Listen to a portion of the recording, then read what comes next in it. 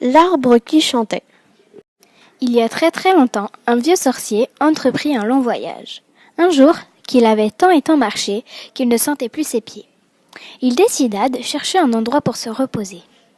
C'est alors qu'il entendit soudain chanter. Ce n'était pas un chant comme celui des oiseaux, ni celui du vent à travers les feuilles, mais une voix claire qui prononçait des mots qu'il ne comprenait point. Poursuivant son chemin, il arriva dans une clairière. Juste au centre se dressait un arbre majestueux dont les feuilles brillaient au soleil. On eût dit qu'il était en or. Alors le sorcier entendit à nouveau le chant, mais cette fois plus fort que précédemment. Regardant tout autour de lui, il ne vit personne. Il n'y avait là que les branches dorées de l'arbre, plus quelques souris grises qui couraient dans l'herbe. Le sorcier s'assit contre l'arbre pour souffler un peu.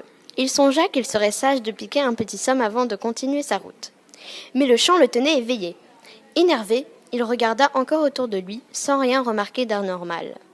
« Il faut que je trouve ce chanteur, » se dit-il. « J'aimerais bien qu'il se taise pour que je puisse me reposer. » Le vieux sorcier se leva et observa les alentours à travers le feuillage de l'arbre. Ce faisant, il posa ses mains sur le tronc et sentit l'écorce vibrer. Il comprit alors que le chant provenait de l'arbre lui-même. « Tiens, cela fait bien longtemps que je n'avais plus entendu un arbre chanter. » grommela-t-il. « Mais par chance, je connais encore le moyen de le faire cesser. » Il sortit de la poche de son manteau un long morceau de corde et le lança en l'air tout en marmonnant une formule. La corde se tortilla quelque peu, puis s'enroula 2 fois autour du tronc. Le sorcier prononça ensuite d'autres mots magiques, puis il termina en faisant un gros nœud dans la corde. Aussitôt, l'arbre d'or cessa de chanter. « Je vais enfin pouvoir me reposer, » soupira le sorcier avant de s'allonger dans l'herbe. Mais il découvrit alors des rubans de fumée qui se dégageaient des racines de l'arbre. Peu à peu, la fumée s'épaissit jusqu'à former un gros nuage gris qui changea progressivement de couleur. Il devint d'abord gris foncé et puis noir.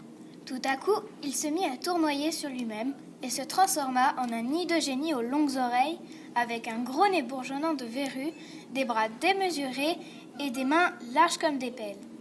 Ah ah ah, hé hé hé. Ricana le génie. Quel stupide sorcier tu es! Il y a des années, un de tes confrères m'a enfermé dans cet arbre.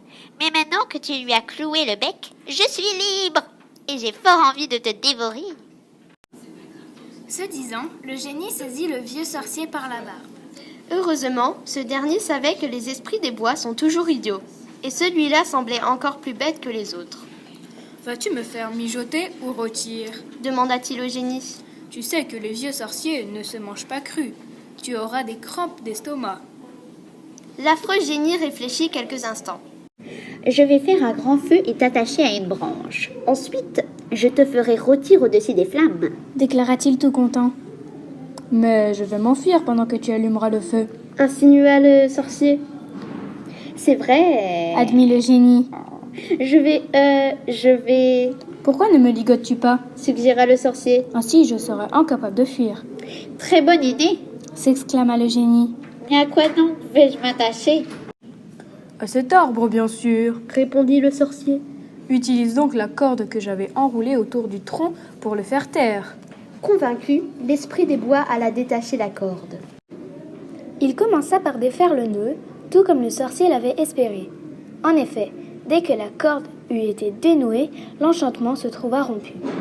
L'arbre se remit à chanter et le génie de violet qu'il était vira au mauve foncé, puis, très lentement, se transforma en fumée noire, puis en fumée grise, pour disparaître enfin en mince ruban de vapeur blanche. Le sorcier remit alors la corde dans la poche de son large manteau. Avant de se remettre en route, il prononça quelques mots magiques et, ni bête, ni homme, pas même un sorcier, ne revit jamais le génie des bois.